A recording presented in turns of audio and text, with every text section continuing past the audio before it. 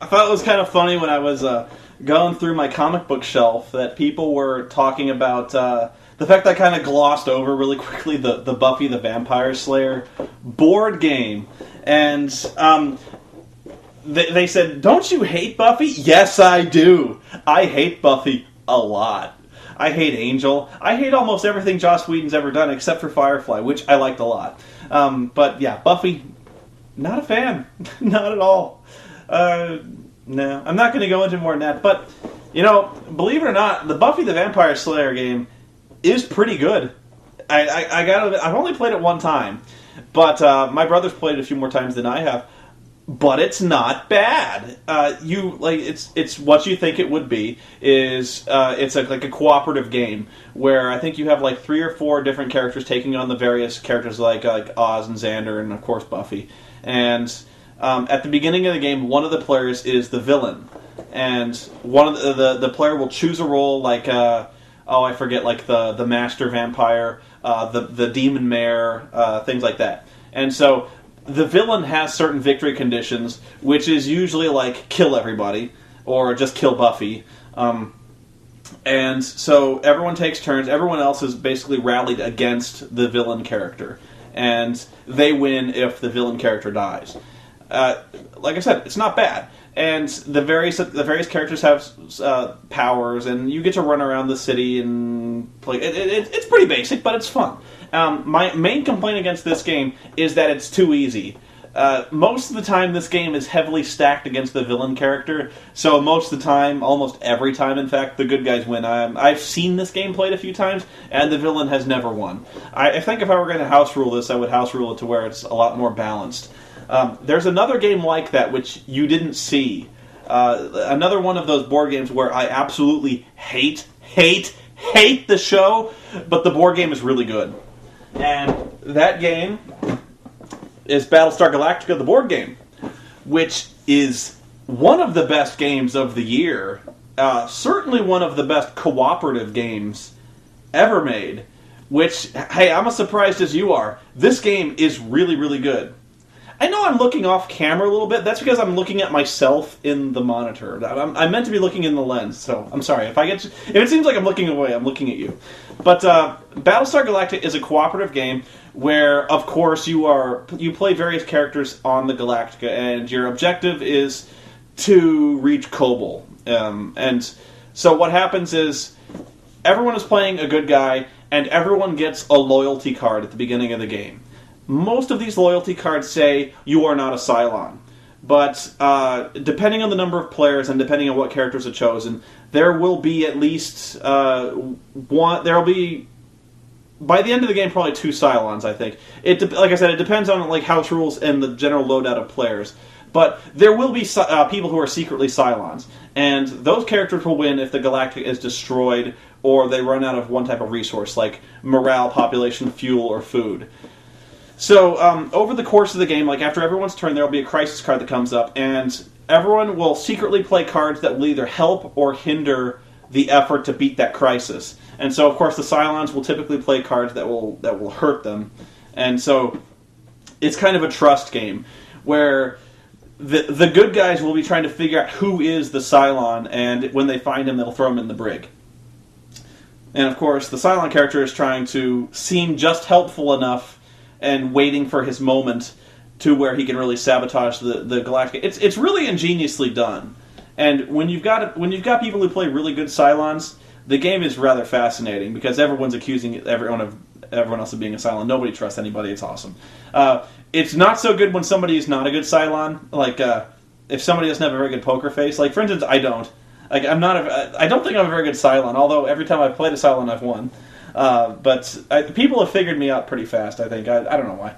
But it's really a lot of fun, especially just accusing people and just trying to figure it out. And it's very hard. The humans rarely win this game. It's the bad thing about this is the cards can kind of fuck the humans sometimes, where certain cards will advance the jump drive. Like, you can only jump out of the system when you've acquired enough jump icons, which are on some cards and not on others. You can run into a really bad run of cards where the jump drive just doesn't move for like 6-7 turns, and that hurts because base stars are jumping in, raiders are coming out, and the crises are stacking up, and it's bad times. If there's a downside is there are a few balance issues. Like I said, this game is pretty balls hard for the humans. In fact, probably too hard. So you tend to house rule it to where the humans start with a few more resources, and there's no sympathizer. At the midpoint of the game, one of the humans becomes a sympathizer who is thrown in the brig and may or may not turn out to be a Cylon. But it's basically what happens to Boomer, where they find out that she's a sympathizer and they throw her in the brig. And so they have to decide what to do with her. That part is kind of weak because what it can result in is like 3 or 4 characters out of the 6 being Cylons, which is impossible. Like, that's ludicrously hard when that happens. And what it reminded me of is there's an expansion for the Pegasus that just came out. And this fixes pretty much every complaint I had about the original game.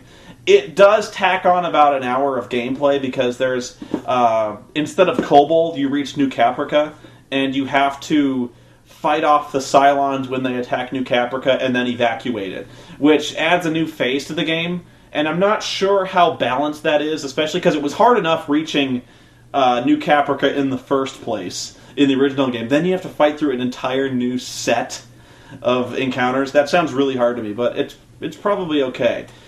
It dispenses with the sympathizer to an extent. In this version, there are new characters. There's Admiral Kane, D, Caprica 6, Cavil, a few other, Ellen Ty. And so there's a lot more characters, and there's also the option of choosing at the beginning of the game to be a revealed Cylon, or Cylon leader. So, like, you can choose Caprica 6, who is obviously a Cylon. You can choose, I think, Cavil or something like that.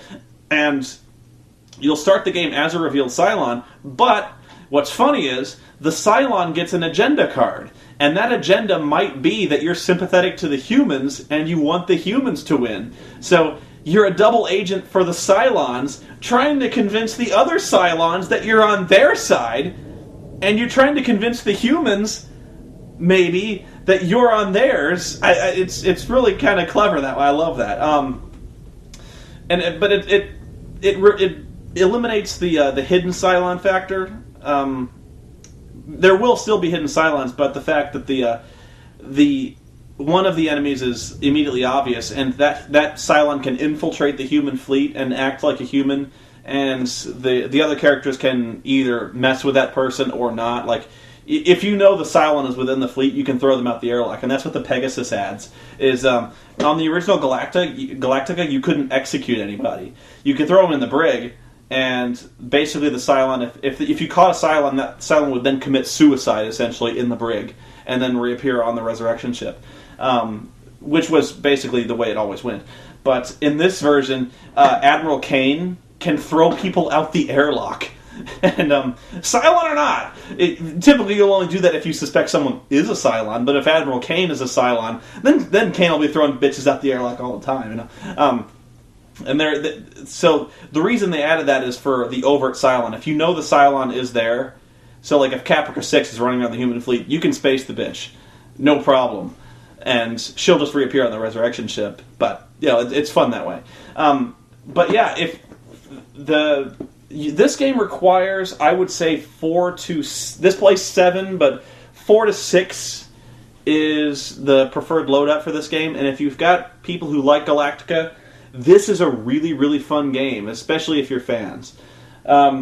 Yeah, 4 to 6. I wouldn't do it with less. It plays less, but I've never tried it, but it doesn't seem like it would be that good, especially with like a traitor element of a party of 2 to 3 guys. It doesn't seem that good. But yeah, I would actually like... I'll probably do this one of these days, where I'll get some gamers together and we'll play this, and you'll watch us play it just so you can see how it goes. It's really fun, and you'll see a lot of personal abuse and just really blatant accusations of being a toaster being thrown around willy-nilly.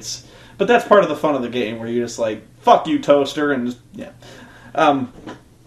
love talking about my games. I love talking about my books. Isn't this fun? I got to get this on the table. We'll play this.